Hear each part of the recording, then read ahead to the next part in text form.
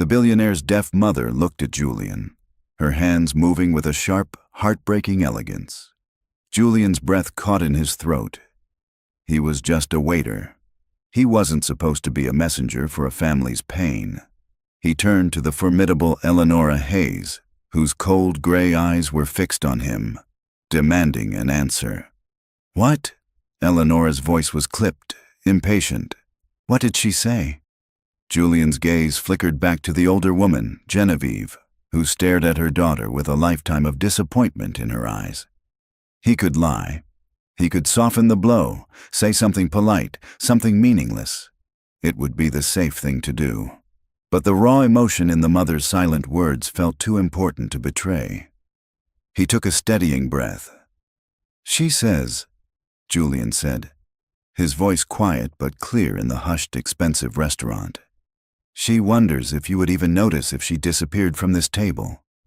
The silence that crashed down was heavier than anything Julian had ever felt.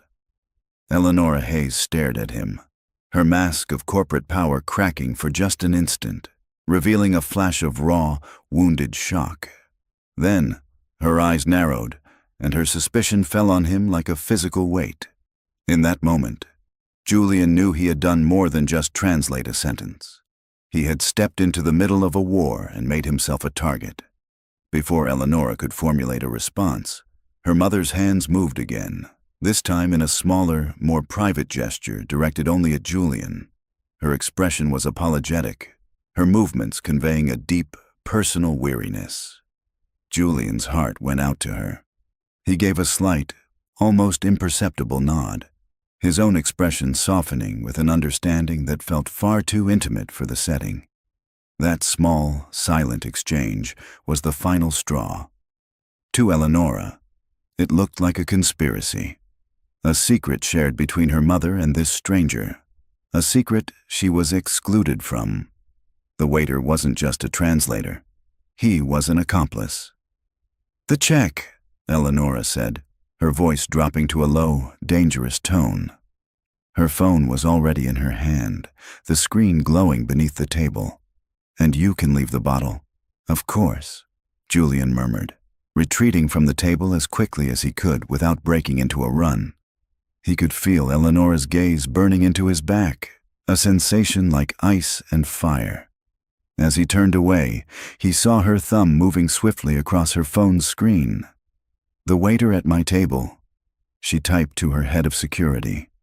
"Julian C., according to his name tag. I want everything on him." Now. The rest of Julian's shift passed in a blur of anxiety.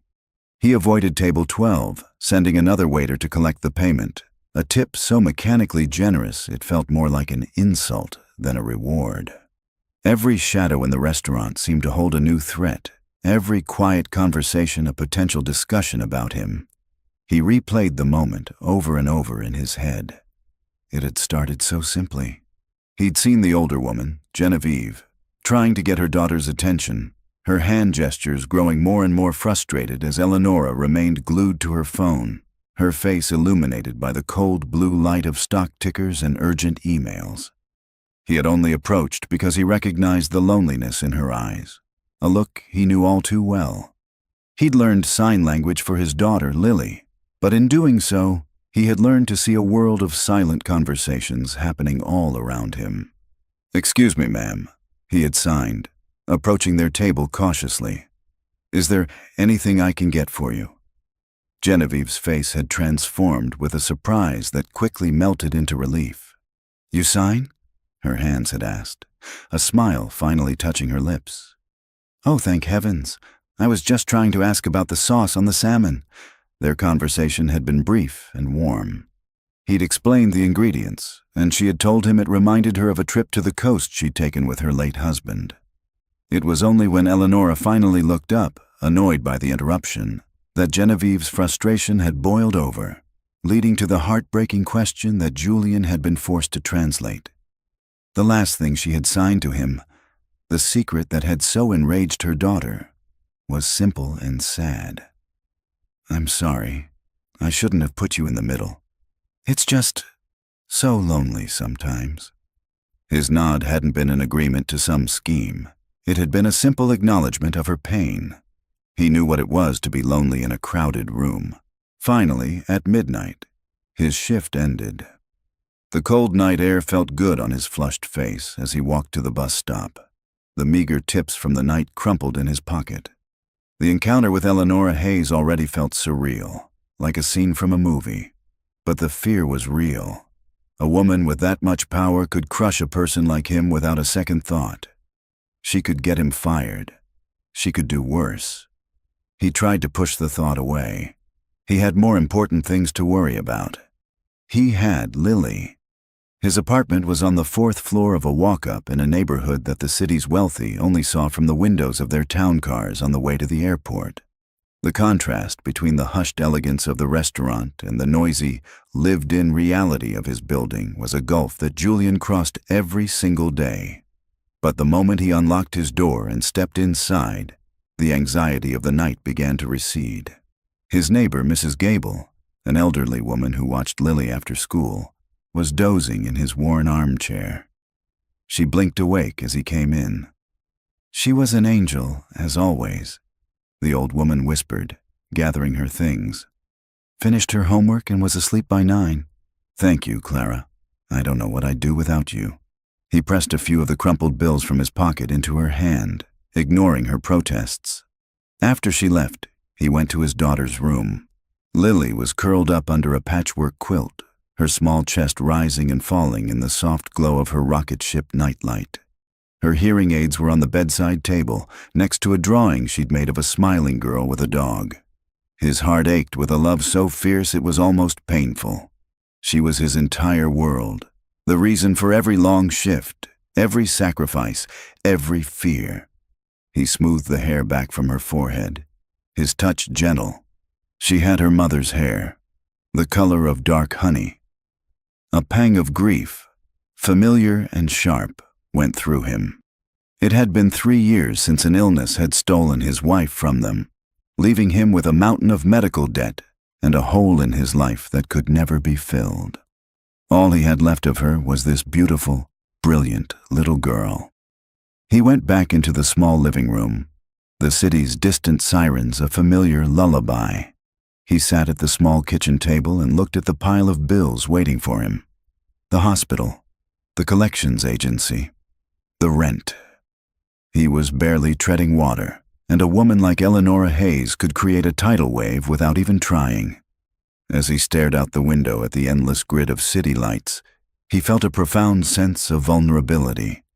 He was just one person, a single father trying to get by.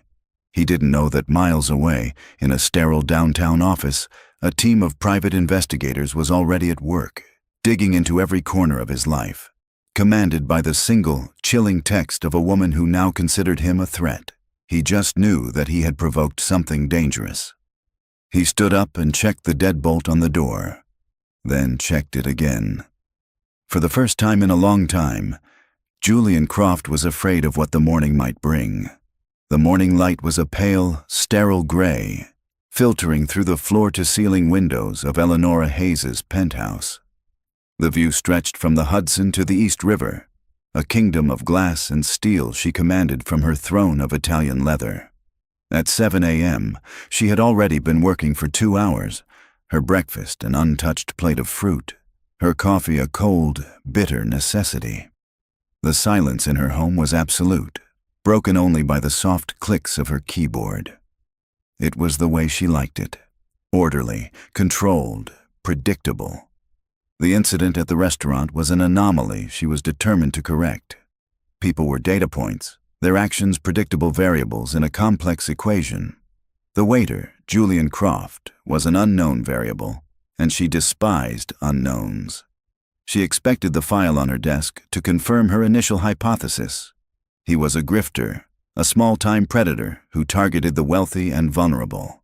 It was a pattern she had seen 100 times. Her head of security, a lean, expressionless man named Corbin, entered the room without a sound and placed a thin tablet on her desk. "The preliminary report on Julian Croft, Ms. Hayes," he said, his voice as neutral as his suit. "Give me the summary," she said. not looking up from her work. "I assume he has a record." "No, ma'am." "He doesn't." Eleanora's fingers paused over her keyboard. She looked up. "Nothing?" "Not so much as a speeding ticket," Corbin confirmed. "He is, for all intents and purposes, completely clean." This was not the answer she expected. Annoyed, she picked up the tablet. The first page was a standard profile. Julian Croft, age 32, resident of Queens. No criminal record, no lawsuits, no bankruptcies. She swiped to the next page, and the narrative of his life began to unfold. A story so contrary to her expectations that she felt a strange sense of disorientation. He'd been a brilliant student, a full scholarship to a prestigious university, majoring in linguistics with a near-perfect grade point average. Then, in his final year, he had dropped out. The reason was listed below. His high school sweetheart and wife, Sarah Croft, had been diagnosed with a rare, aggressive form of cancer. The report was brutally efficient. It detailed a 2-year battle against the disease, a litany of treatments, hospital stays, and experimental therapies. It included a summary of their finances, showing how their small savings had evaporated, how they'd sold their car, how Julian had taken on 3 jobs while still trying to care for her. And then, the final, stark entry: Sarah Croft, deceased, age 27. The outstanding medical debt was a staggering 6-figure sum that still hung over Julian's head. Eleanora felt a tightening in her chest. She scrolled further. A year after his wife's death, the report detailed the birth of their daughter, Lily. A note from a pediatric specialist confirmed a diagnosis at 18 months. Lily was profoundly deaf. Corbin had been thorough. The file contained discreetly obtained photographs. One showed Julian at a playground, his face alight with joy as he pushed a laughing little girl on a swing. Another showed them sitting on a park bench, his hands a blur of motion as they conversed in sign language, their connection obvious and absolute. There were pictures of his shabby apartment building, of the well-worn route he took to the bus stop, of the second job he worked as a daytime stocker at a grocery store. The data was irrefutable. This was not the profile of a con artist. This was the profile of a man who had been battered by life and had not only refused to break, but had dedicated himself completely to the small, bright world of his daughter. The shame hit her unexpectedly, a hot, unfamiliar feeling. Her suspicion from the night before now seemed cheap and ugly. The memory of her own coldness made her flinch. She had looked at this man and seen a predator, when in fact he was a survivor, a father whose devotion she couldn't begin to comprehend. Her personal tablet buzzed on the desk. It was a video call from her mother. Annoyed at the interruption, she answered. Genevieve's face appeared, her expression hopeful. "Good morning," she signed, her movements slow so Eleanora could understand. "Did you find him? The nice young man from the restaurant?" "Mother, I'm busy," Eleanora said, her voice sharper than she intended. Genevieve's face fell, but she persisted. "I want to see him again." He was kind. He listened. Her hands formed the sign for listened with an emphasis that was almost an accusation. "I'll look into it," Eleanora said, already preparing to end the call. But she paused. For the first time in years, her mother was animated, engaged. She wasn't retreating into her silent world. She was reaching out. And it was all because of him. Because of Julian Croft. "I have to go," she said abruptly, and ended the call. She dismissed Corbin with a wave of her hand. Alone again, she stared at the tablet, at the picture of Julian and Lily on the park bench. She, Eleanora Hayes, solved problems. She acquired assets, eliminated liabilities, and optimized systems. Her mother's loneliness was a problem she had tried to solve with money, with nurses, with companions who were all wrong. She had tried to fix a human problem with financial solutions. And last night, a man who had nothing had connected with her mother in a way she never could. He wasn't a liability. He was a potential asset. A solution. She picked up her phone. Her decision made. Her thumb moved across the screen, sending a new message to Corbin, one that was precise and decisive. Find out where Julian Croft works his day shift. I'm going to pay him a visit. The fluorescent lights of the quick and fresh grocery store hummed a dreary, monotonous tune. It was a world away from the crystal chandeliers and hushed ambiance of the restaurant where Julian worked his nights. Here, the air smelled of disinfectant and overripe bananas. This was his day job, the one that offered a small but vital health insurance plan for Lily. It was mindless, back-breaking work. And today, Julian was grateful for it. Stocking shelves required no thought, and he had been doing too much of that for the past 2 days, his mind replaying the encounter with Eleanora Hayes on a loop. He was in aisle 4, stacking cans of chicken noodle soup, when a strange silence fell over the store. The usual cacophony of shopping carts and beeping scanners seemed to fade. A shadow fell over him. He looked up, expecting to see his manager, but the figure standing before him was so out of place, it felt like a hallucination. Eleanora Hayes stood there, dressed in a sharp, dark gray suit that probably cost more than he made in 3 months. Her expensive heels were silent on the scuffed linoleum floor. Her presence was a stark slash of color in a black and white world. A few shoppers stared, mesmerized. Julian scrambled to his feet, his heart hammering against his ribs. His mind raced. She'd found him. She was here to finish what she'd started, to have him fired from this job too, to make sure he was well and truly ruined. "Ms. Hayes," he began, his voice barely a whisper. He wiped his dusty hands on his apron. I don't know what you're doing here, but I promise I didn't mean any disrespect the other night. I was just doing my job." "No, you weren't," she said, her voice calm and even. It cut through the hum of the store. "You went beyond your job." And I was wrong. The words hung in the air between the canned peas and the creamed corn. Julian stared at her, utterly bewildered. An apology was the last thing he had ever expected to hear from this woman. "I misjudged you," she continued, the admission sounding practiced, as if she'd rehearsed it. "My reaction was unprofessional." He didn't know what to say. He just watched as she took a small step closer, her gaze unwavering. "I ran a background check on you, Mr. Croft." The whiplash was dizzying. The flicker of relief he'd felt vanished, replaced by a cold, sharp anger. "You what?" he said, his voice rising slightly. "You had no right to do that." "I know," she conceded, a flicker of something unreadable in her eyes. "It was a severe invasion of your privacy, and for that, I am truly sorry. But the information it provided confirmed something my mother already knew from the moment she met you. That you're a decent man." Julian felt like the floor was tilting beneath his feet. He couldn't process the conversation. It made no sense. Eleanora got straight to the point, as she always did. "I'm here to offer you a job. Not as a stock boy.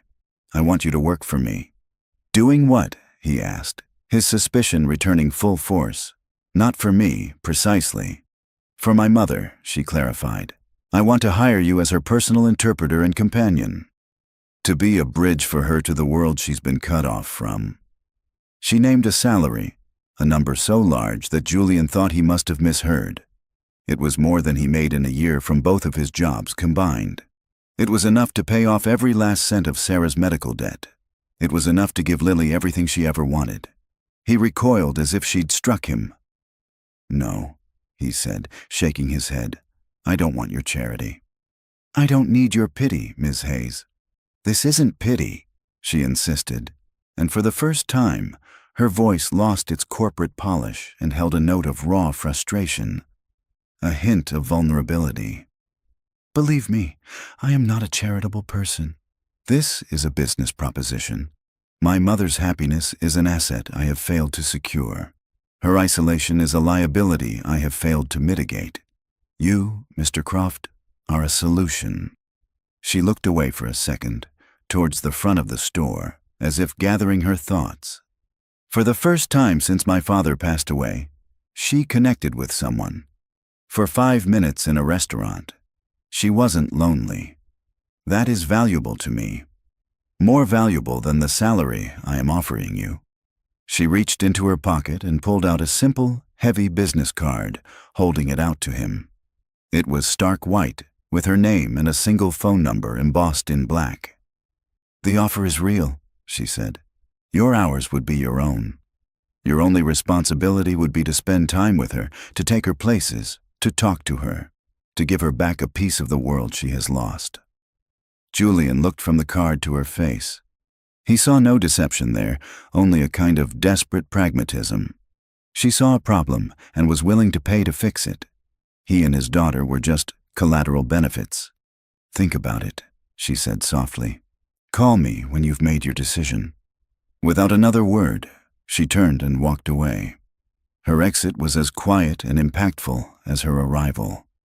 The other employees just stared, their mouths agape.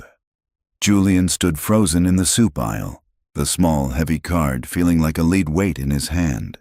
He looked down at the can of soup still clutched in his other hand, its label promising comfort for 99 cents. Then he looked back at the card, which promised an escape from a life defined by that price tag. It was an impossible choice. A lifeline from a world he didn't belong in, offered by a woman he wasn't sure he could ever trust. Julian worked the rest of his shift in a fog. The mundane tasks of scanning barcodes and bagging groceries felt dreamlike and distant. His mind was a battlefield. One side, the cautious, wounded part of him, screamed that Eleanora Hayes's offer was a trap.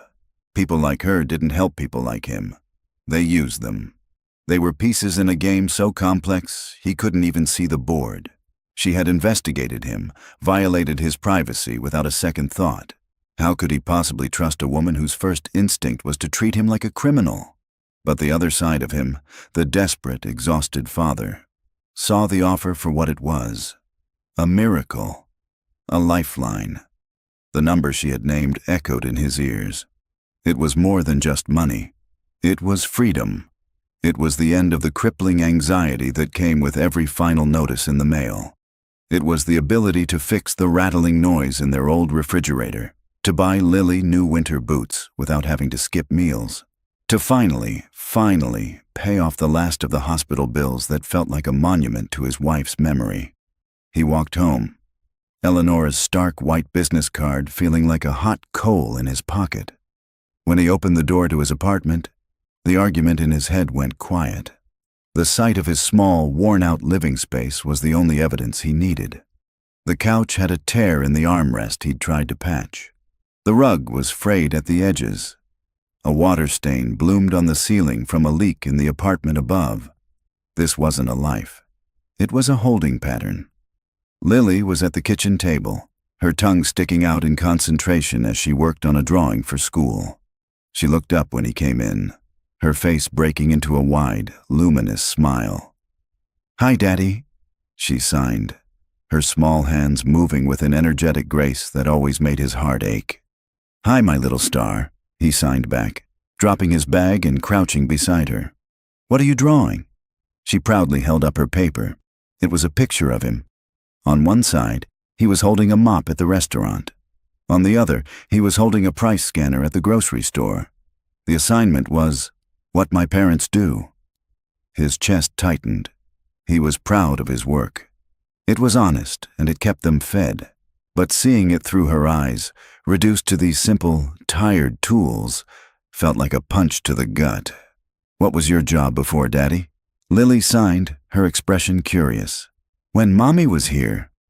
Julian rarely talked about those years. It was a different life, a different man. He hesitated, then sat down across from her. "I went to a big school, a university." He signed slowly. "I studied languages, words, how people talk to each other." Lily's eyes widened. "Like we talk?" "Exactly like we talk," he confirmed, a sad smile touching his lips. "I loved it." She looked down at her drawing of him, then back up, her gaze serious and full of a child's simple, profound wisdom. "I wish you had a job that made you smile like that again." And just like that, the war in his head was over. Her words had cut through all his pride, all his fear, and all his suspicion. This wasn't about him. It wasn't about his mistrust of Eleanora Hayes. It was about Lily. It was about giving her a father who wasn't just a ghost of himself, worn down by exhaustion and worry. This job wasn't a handout. It was a chance to use his mind again, a chance to do something that wasn't just about survival, a chance, he realized with a jolt, to be the man his wife had fallen in love with. His hand was trembling as he pulled the business card from his pocket. He stared at the number, his heart pounding. He was about to make a call that would change everything. He walked into his small bedroom for privacy and dialed. It rang only once. "Hayes." Her voice was crisp, professional, as if she were in the middle of a boardroom. "Ms. Hayes, it's Julian Croft." There was a brief pause. "Mr. Croft, I was wondering if you would call. I've thought about your offer," he said, his voice steadier than he felt. "I'll take the job. But I have two conditions." Silence. He could almost feel her surprise through the line. People like him didn't make conditions to people like her. "Conditions?" she finally asked, a note of incredulous curiosity in her tone. "First, my daughter comes first." "Always," Julian said, his voice gaining strength. "My hours have to be completely flexible. If she's sick, if she has a school event, if she has a doctor's appointment, I'm with her." "No questions asked." "That's reasonable," she conceded. "And the second?" "I report to your mother," he said firmly. "Not to you. My job is with her. Our schedule, what we do, where we go. That's between us. I'll send you a summary of my hours for payment, but that's it. I'm not your employee, Ms. Hayes. I'm your mother's companion." This time, the silence was longer. He had just drawn a line in the sand, establishing a boundary she was not used to encountering. He held his breath, expecting her to tell him the deal was off. "Acceptable," she said finally. The word was clipped, but it held. "My assistant will draft a contract and email it to you within the hour. You can start tomorrow." Before he could respond, she had hung up. Julian lowered the phone, a wave of adrenaline washing over him. It was a mixture of pure terror and a wild, unfamiliar hope. He had just made a deal with one of the most powerful women in the city, and he had done it on his own terms. He walked back into the living room and looked at Lily, who was now coloring in the sky behind the drawing of him. He knew, with absolute certainty, that he had made the right decision. He had just stepped off a cliff for her, with no idea if he was about to fly or fall. Julian's first day began in front of a building that seemed to scrape the sky. The Hayes Tower was a monument of shimmering glass and black steel, a place so far removed from his reality that he felt like he needed a passport to enter. He had spent an hour that morning deciding what to wear, finally settling on his only pair of good trousers and a simple button-down shirt. Standing at the entrance, watching impeccably dressed people sweep in and out, he felt like a child wearing his father's shoes. A man in a severe black suit, Corbin, he presumed, met him in the lobby. He didn't introduce himself, simply nodding once before leading Julian to a private elevator. The ride was silent and swift, a smooth ascent into another world. The doors opened directly into Eleanora's penthouse. The space was vast, minimalist, and cold, more like an art gallery than a home. White walls, sparse, modern furniture, and panoramic views of the city that seemed to go on forever. It was the kind of beautiful that felt lonely. Eleanora was nowhere to be seen, but her mother, Genevieve, was sitting in a sun-filled corner, a book open in her lap. She looked up as Julian entered, and a genuine, radiant smile spread across her face. She set her book aside and stood to greet him. "I was so hoping you would come," she signed, her eyes sparkling with a life he hadn't seen in the restaurant. "The offer was too good to refuse," Julian signed back, a small, nervous smile on his own face. "My daughter can be a force of nature when she wants something," Genevieve acknowledged, a hint of wry amusement in her expression. "She is very persuasive," Julian agreed. The initial awkwardness melted away with surprising speed. Genevieve was warm, inquisitive, and had a sharp sense of humor.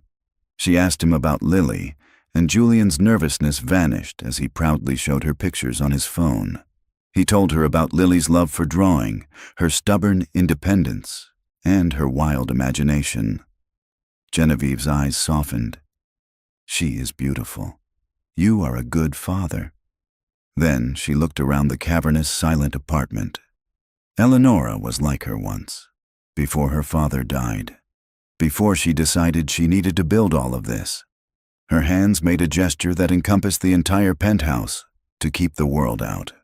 It was a small glimpse behind the corporate armor, a hint of the woman beneath the billionaire. After another hour of pleasant conversation, Genevieve grew restless. She looked out the window, not at the sprawling city, but at a patch of green in the distance. "I'm tired of these walls," she sighed, her expression suddenly wistful. "I want to go out, not to a store or a museum.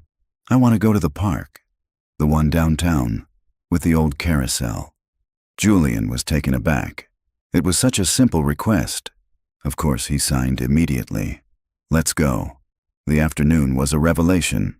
In the open air of the park, surrounded by the laughter of children and the rumble of the city, Genevieve came alive.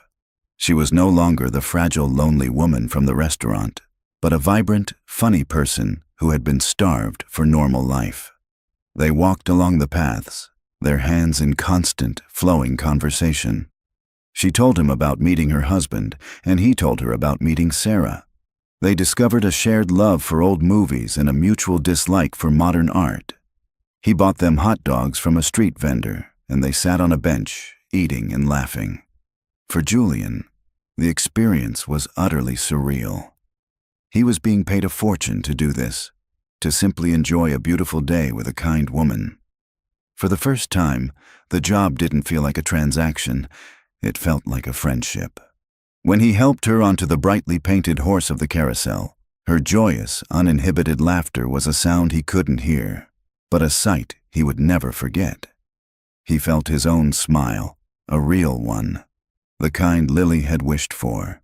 As they were leaving the park, feeling light and happy, a sleek, dark sedan pulled up to the curb. Julian instinctively moved slightly in front of Genevieve. The tinted window slid down, and a man in a perfectly tailored suit leaned over from the driver's seat. He had a smile that was polished to a high sheen, but it didn't reach his cold, calculating eyes. "Mrs. Hayes," the man said smoothly, "I was in the neighborhood. Eleonora asked me to check in, make sure you were enjoying your afternoon." Genevieve's smile tightened. She gave the man a cool nod. He got out of the car, his gaze immediately landing on Julian, sweeping over him from his worn shoes to his simple shirt in a quick, dismissive appraisal.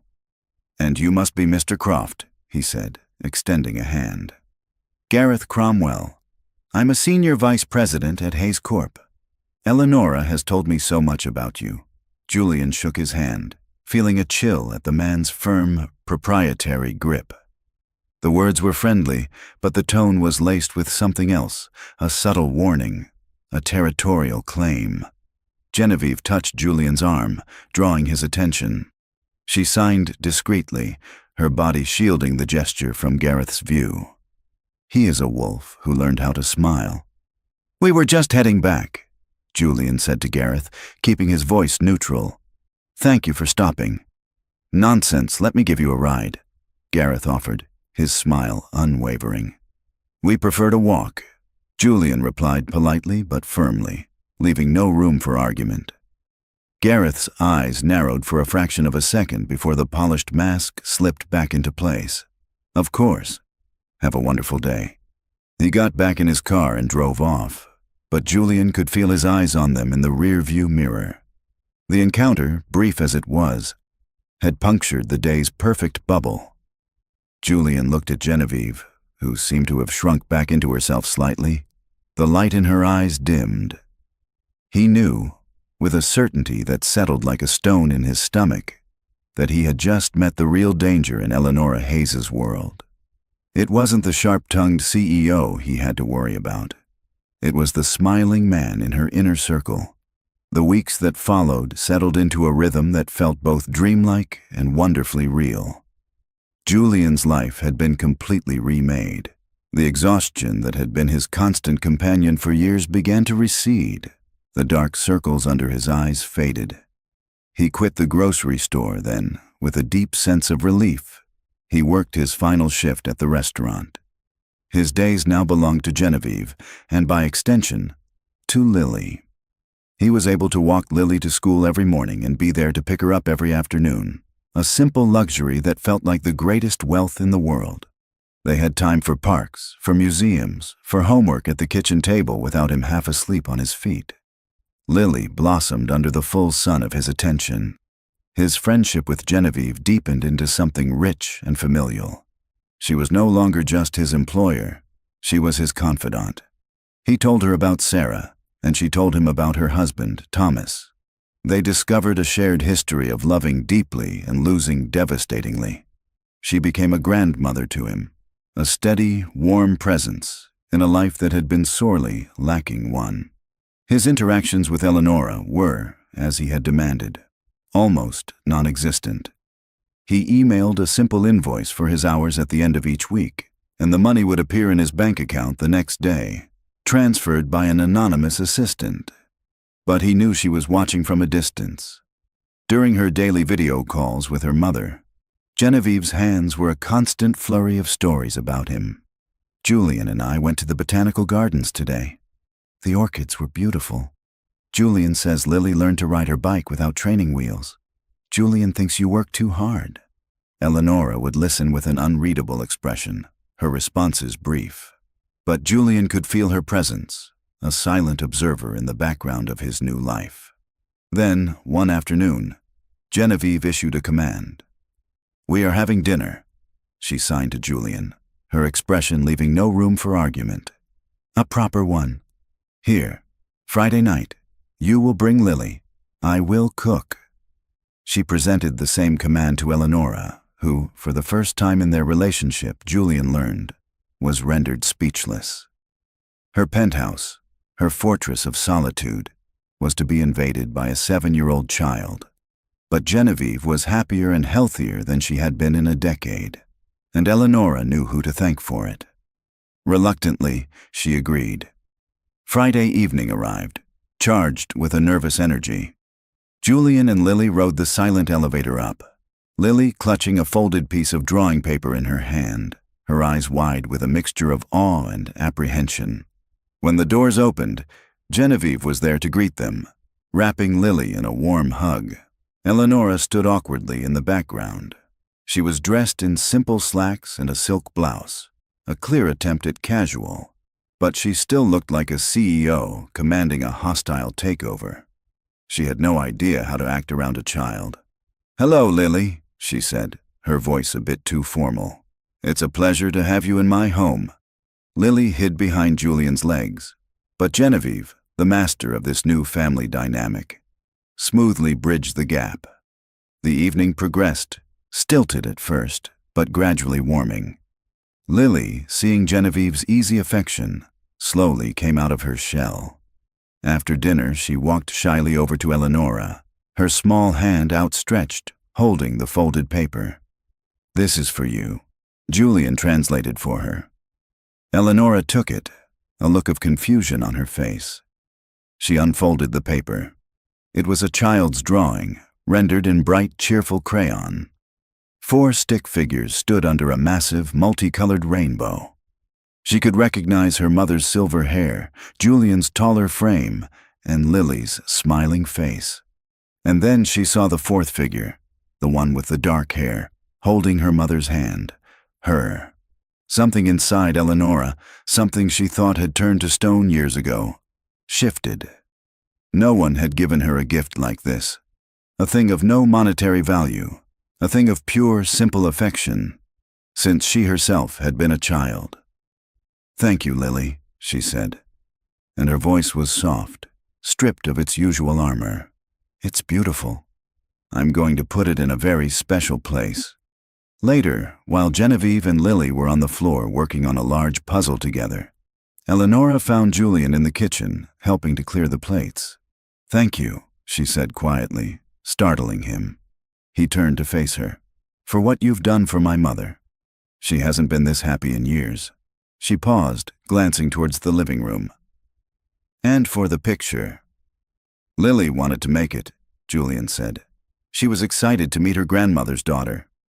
The words hung in the air. Her grandmother's daughter. Not the billionaire CEO. Not Ms. Hayes. Eleonora leaned against the counter, a gesture of weariness he'd never seen from her before. "My father. He was the one who could always make my mother laugh," she said, her voice distant. "After he was gone, I didn't know how. I only knew how to build walls to protect what was left. I think I built them so high I locked her inside with me." "You were just trying to keep her safe," Julian said softly. "Was I?" she mused, her gaze turning to him. "Or was I just hiding too?"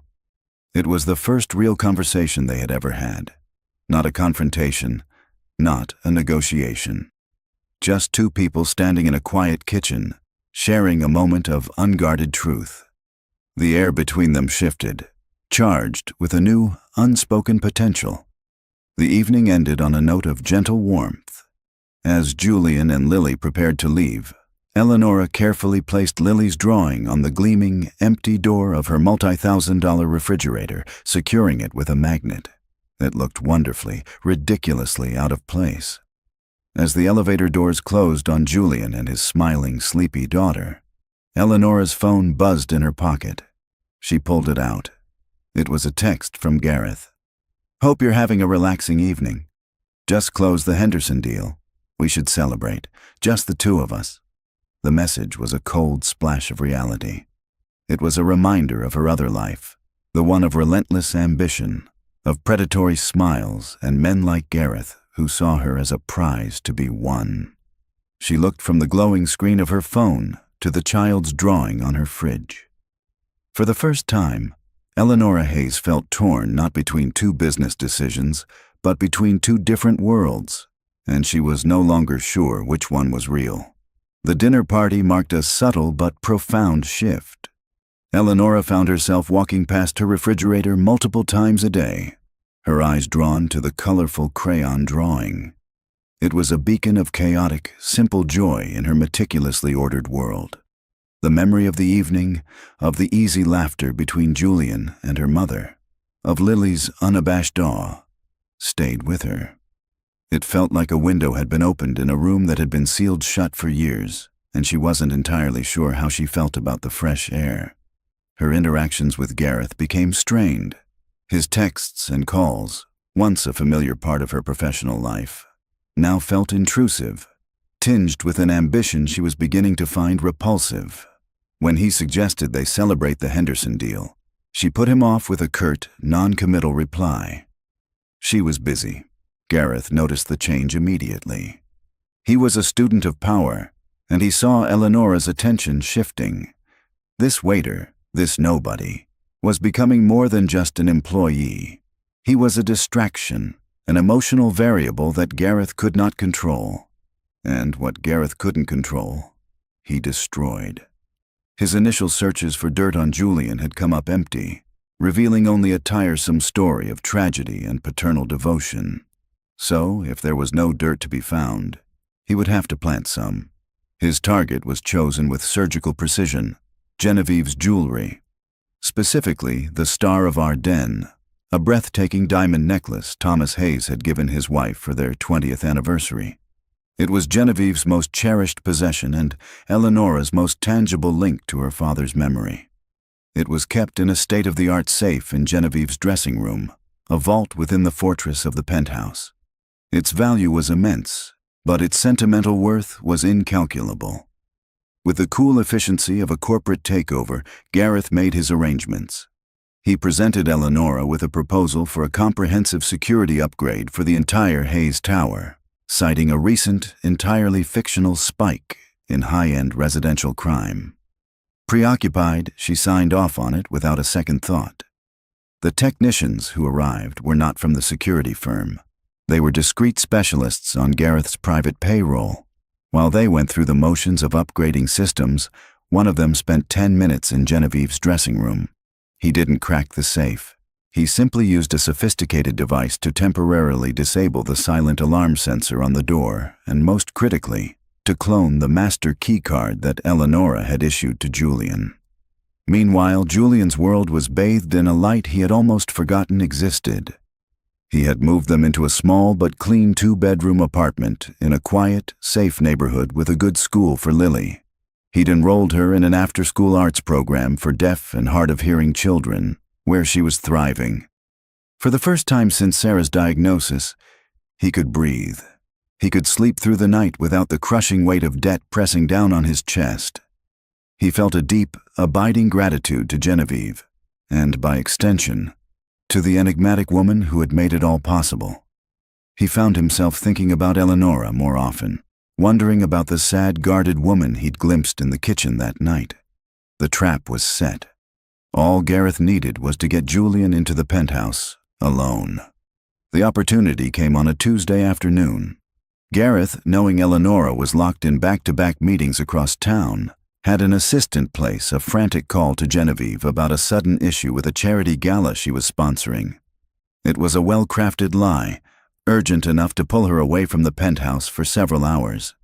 Minutes after she left, Julian's phone rang. It was an unfamiliar number. "Mr. Croft? This is Chloe from Ms. Hayes's executive office," a crisp, professional voice said. "So sorry to bother you, but Mrs. Hayes seems to have forgotten a rather important portfolio for her gala meeting. Ms. Hayes has asked if you would be so kind as to pop over to the penthouse and retrieve it for her. It's a blue leather folder on the desk in her study." It seemed like a perfectly normal request. "Of course," Julian said without hesitation. "I can be there in 20 minutes." He took the subway downtown, used the keycard to access the private elevator, and let himself into the silent apartment. It felt strange to be there without Genevieve. He found the blue folder exactly where the assistant had said it would be, and was in and out of the penthouse in less than 15 minutes. He dropped the folder off with the building's concierge to be messengered to the gala, and thought nothing more of it. The next morning, the world fell apart. Julian was with Genevieve at the city library when her phone began vibrating violently. It was Eleonora. Genevieve answered the video call, a smile on her face that quickly vanished. Julian could see Eleonora on the small screen, her face pale, her expression frantic. Her hands were shaking as she signed. "It's gone. Mom, it's gone." Genevieve's hands flew to her own throat. "Number, not the star. Ellie, no. The safe is open. It's empty. Someone came in. There was no forced entry." Julian's blood ran cold. He helped a trembling Genevieve into a taxi, and they rushed back to the penthouse. It was already a crime scene, swarming with private security. Eleonora was standing in the middle of the living room, her arms wrapped around herself, looking smaller than he had ever seen her. And then Gareth was there. He appeared at Eleonora's side, placing a comforting hand on her shoulder, his face a mask of grave concern. "We've reviewed the security logs for the past 24 hours, Gareth said, his voice low and solemn. There was no breach of the building's perimeter. No unauthorized access to the elevator. He paused, taking a deep, theatrical breath. "Eleonora, there was only one person who entered the penthouse while your mother was out yesterday afternoon." He turned his head slowly, his cold eyes landing on Julian. Eleonora's gaze followed his. She stared at Julian, her face a storm of confusion, disbelief, and a dawning, sickening horror. The brief warmth that had begun to grow between them was instantly extinguished, replaced by the icy suspicion he remembered from that first night. "The logs show he was in the apartment for 14 minutes, Gareth continued softly, twisting the knife. "Alone." Julian felt the blood drain from his face. The air in the room became thin, impossible to breathe. Every eye was on him. Corbin's professional neutrality, Genevieve's horrified confusion, Gareth's feigned sympathy, and Eleonora's, which were a maelstrom of shock and betrayal. "What?" Julian stammered, the word catching in his throat. No, I came to get a folder for your mother. Your assistant, Chloe, she called me. He looked at Eleonora, desperate for her to understand, to believe him, but her focus shifted to Gareth. Gareth shook his head with practiced sadness. Eleonora, I've already confirmed with your entire executive staff. There is no one named Chloe in your office. No one made that call. The lie was so smooth, so absolute, that for a split second, Julian questioned his own memory. The trap was perfect. It was his word, the word of a man who was a janitor a month ago, against the logical, documented evidence of her own security system and the word of her trusted vice president. Eleonora, please, Julian pleaded, taking a step toward her. You have to believe me. I would never. Why would I do this? After everything you've done for me, for my daughter. It was Gareth who answered, his voice a low, poisonous murmur meant only for Eleonora's ears, but loud enough for Julian to hear. The man was drowning in debt not 30 days ago. You gave him access to a world he could only dream of. It's a classic story of temptation, Ellie. You offered him a taste, and it simply wasn't enough. Each word was a hammer blow, constructing a motive so plausible that it shattered the fragile trust between them. Julian saw it happen in Eleonora's eyes. He saw the warmth from their kitchen conversation die. He saw the memory of Lily's drawing burn to ash. He saw the return of the cold, suspicious woman from the restaurant, the woman who had investigated him, the woman whose first instinct had been to believe the worst. Her face was a mask of stone, but her eyes were glistening with the tears of a woman who felt like a fool for having dared to let her guard down. "Get out," she said. Her voice wasn't loud, but it was dead, devoid of all emotion. It was the voice she used to kill billion-dollar deals, to fire executives, to erase problems. "Get out of my home." "Ellie, no," Genevieve whispered, but Eleonora wasn't listening. Julian's shoulders slumped. It was over. He had flown too close to the sun, and his wings had just melted. He felt a despair so profound it was a physical weight, crushing the air from his lungs. He turned to leave, his entire future erased in a single, perfectly executed lie. But a figure stepped in his path. It was Genevieve. She stood before him, small and frail, but with a fire in her eyes that made her seem taller. She turned that fierce gaze on her daughter. "No," she signed, her hand slicing through the air with an authority Eleonora had not seen since her father was alive. "You are wrong. Stop and think. Not this man. Never him." "Mother, please, this is not the time," Eleonora said, her voice trembling with the effort of holding herself together. "You see a security log." Genevieve's hands shot back, her movements sharp with anger. "I see a man's character. You are letting this wolf," she threw a venomous glare at Gareth, "fill your head with poison. Open your eyes." It was an unprecedented challenge. Genevieve had never once contradicted Eleonora with such force. The sheer power of her conviction planted a microscopic seed of doubt in the scorched earth of Eleonora's certainty. But it was not enough to take root.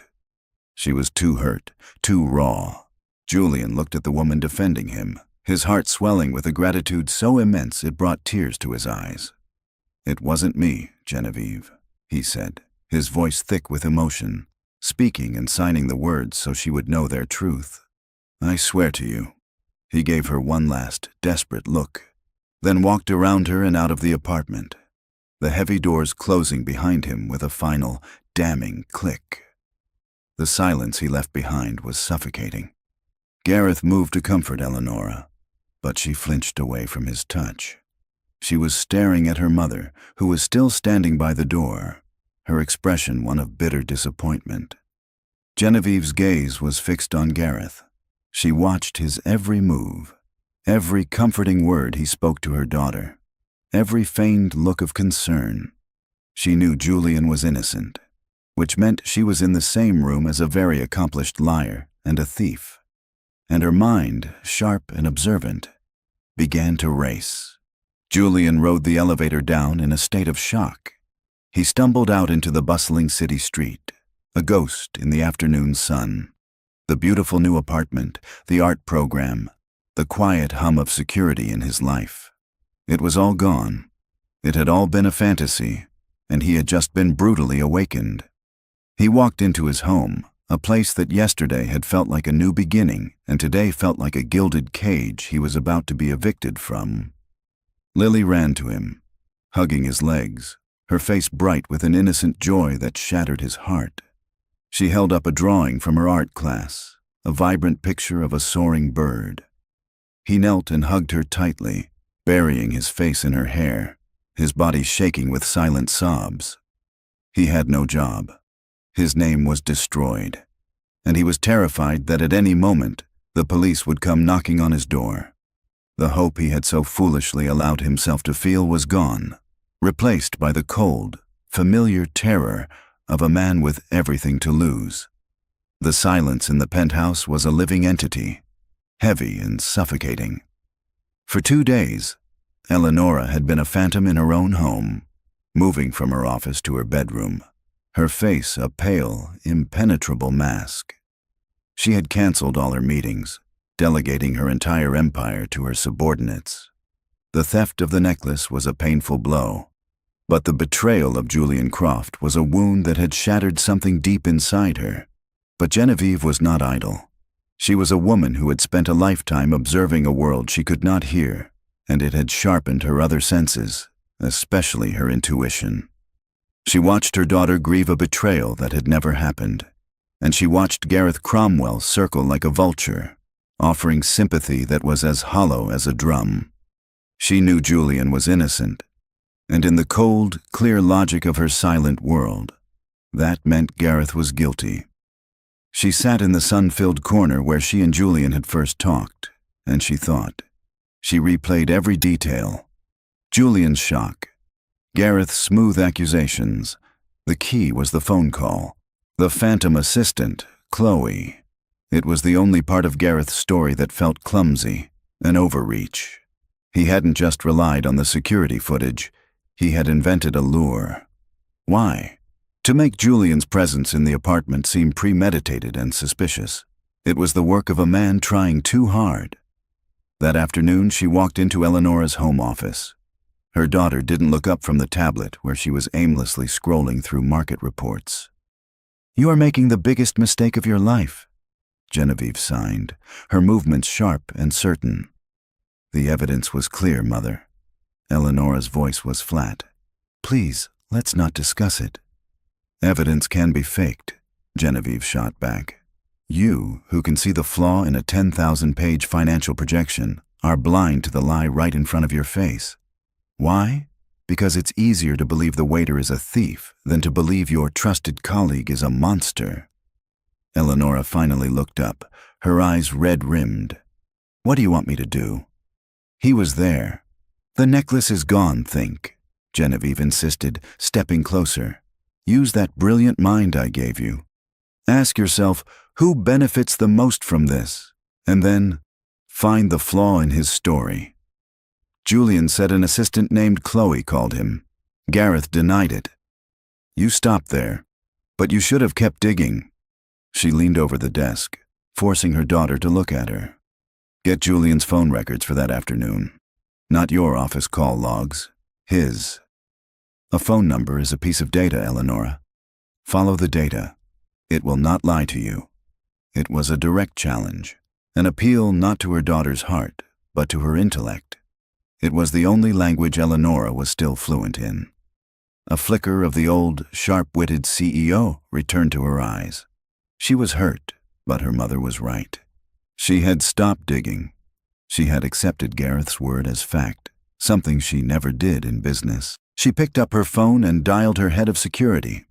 "Corbin," she said, her voice regaining a sliver of its old authority. "I need you to get me the full activity log for Julian Croft's personal cell phone for Tuesday afternoon. I'm finalizing my report for the police. I need it immediately." An hour later, Corbin stood in her office, a tablet in his hand. "You were right to be suspicious, Ms. Hayes," he said quietly. just not of the right person. He laid the tablet on her desk. On the screen was the call log from Julian's phone. A single incoming call at 2:15 p.m. on Tuesday. The number was flagged as belonging to a disposable burner phone. The phone was activated Monday evening, Corbin explained, his voice grim. It was used to make one call on Tuesday. It has been inactive ever since. We traced the purchase location. He swiped the screen. A new image appeared. A grainy security still from a 24-hour convenience store. A man in a baseball cap was at the counter, paying cash for a small box.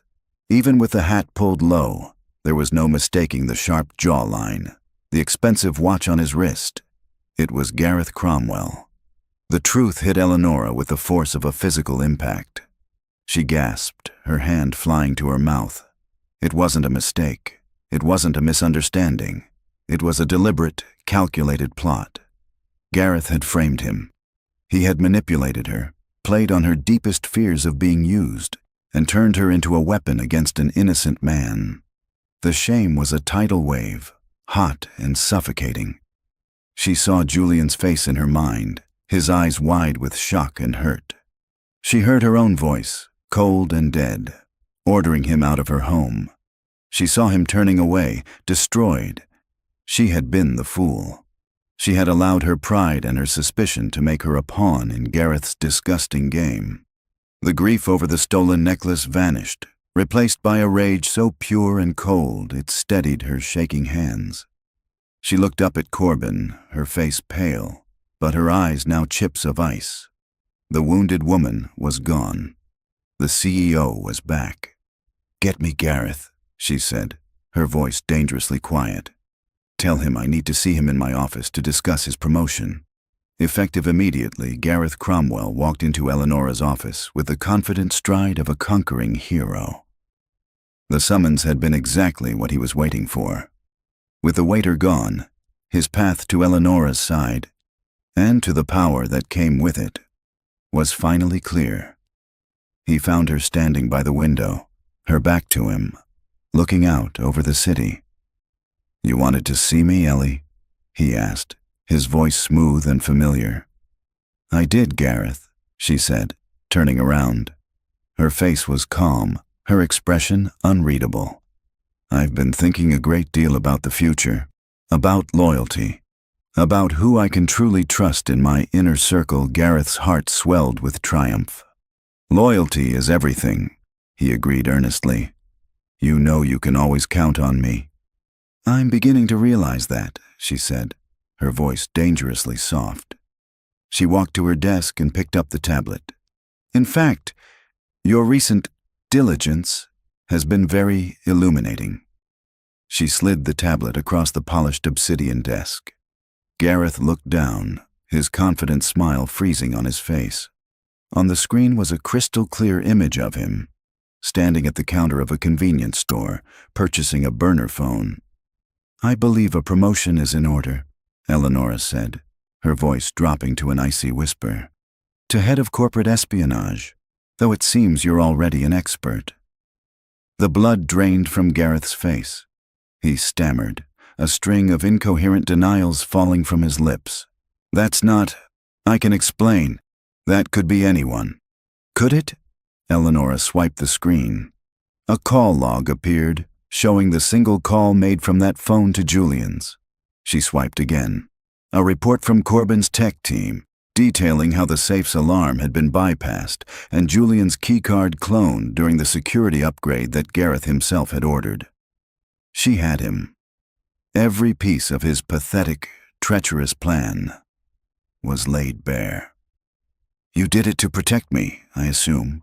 she asked, her voice dripping with contempt. "From the poor, honest man who was making my mother happy? You decided to destroy him, to destroy a child's father, so you could what, Gareth? Take his place?" His composure finally snapped. "He didn't deserve you," he snarled, his face twisting into an ugly mask of entitlement. "I've been by your side for 10 years. I've earned it. He was a nobody, a piece of trash you picked up off the street." "You're right," Eleonora said, her voice deadly calm. He isn't like you. He has integrity, a concept you wouldn't understand. She pressed a button on her desk. Corbin will escort you from the building. Your assets have been frozen pending a full investigation. I will be pressing charges for theft, conspiracy, and corporate fraud. I will personally fund the prosecution, Gareth. I will spend millions to make sure you spend years in a place with no promotions at all. The door opened. Corbin stepped in. Gareth stared at her, his face a ruin of disbelief and hatred. He was broken, and he knew it. As Corbin led him away, Eleonora felt no triumph, only a vast, empty ache. The real reckoning was yet to come. She drove herself to Julian's apartment. No driver, no security. This was a debt she had to pay alone. Each block closer to his neighborhood felt like a mile. When she stood outside his door, her hand trembled as she raised it to knock. He opened it, and his face was a portrait of exhaustion and sorrow. When he saw her, what little light was left in his eyes went out. He braced himself, expecting another blow. "Julian," she began, her voice cracking. The apology she had rehearsed, the calm, logical explanation, it all evaporated. All that was left was the raw, ugly truth. "I know everything. It was Gareth. He framed you." Julian just stared at her, his expression unchanging. "I was a fool," she whispered, tears she hadn't shed in years now streaming down her face. "A blind, arrogant fool. I let him play on my worst instincts. I let myself believe the worst of you because it was easier than trusting my own heart.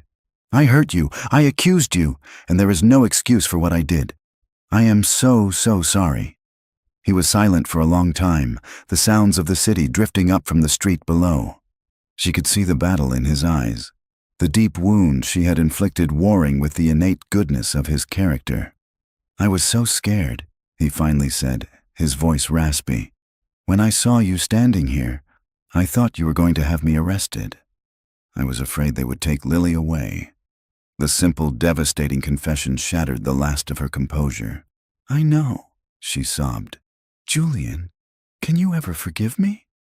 He didn't answer with words. He just looked at her, at the powerful, broken woman crying on his doorstep, and stepped aside, opening the door wider. He let her in.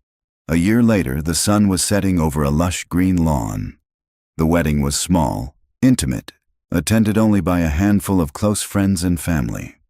Julian stood at the altar, his eyes fixed on the woman walking toward him. Eleonora. She wasn't wearing the armor of a CEO, but a simple, elegant dress, her face open and luminous with a happiness he had helped her find. The star of Ardennes, recovered from a pawn shop weeks after Gareth's arrest, was clasped around Genevieve's neck as she stood proudly as the matron of honor. Julian's life was his own again. With the generous settlement Eleonora had insisted upon, he had started a foundation for deaf children, a tribute to Lily, who was now walking down the aisle as the flower girl, scattering petals with joyful abandon. As Julian and Eleonora joined hands, Lily stood before them. She looked from her father to her new mother, a wide smile on her face. Her small hands came up, and in the golden evening light, she signed the words that had brought them all together, a silent language that had bridged worlds and healed hearts. "I love you." Julian's hand tightened on Eleonora's. Theirs was not a storybook romance. It was a story of broken trust rebuilt, of forgiveness earned, of two vastly different worlds colliding to create a new one, stronger and more beautiful than either could have been on its own. They were not the billionaire and the waiter. They were a family. And as they looked at each other, they knew their real lives were just beginning. So, that's the end of our story. I really hope a piece of it stays with you. If there was a moment, or even just a character that really hit home, I'd honestly be honored to read about it in the comments. It's just amazing to see how one story can land in so many different ways. Look, if you believe stories like this are a kind of light we need in the world, your support means everything. When you like and subscribe, you're doing more than just helping a channel grow. You're really casting a vote for stories that aren't afraid to look at what makes us human and you're helping that light find someone who might be in the dark. Thank you for lending me your time. It means a lot. Until the next chapter, take care of yourselves and each other.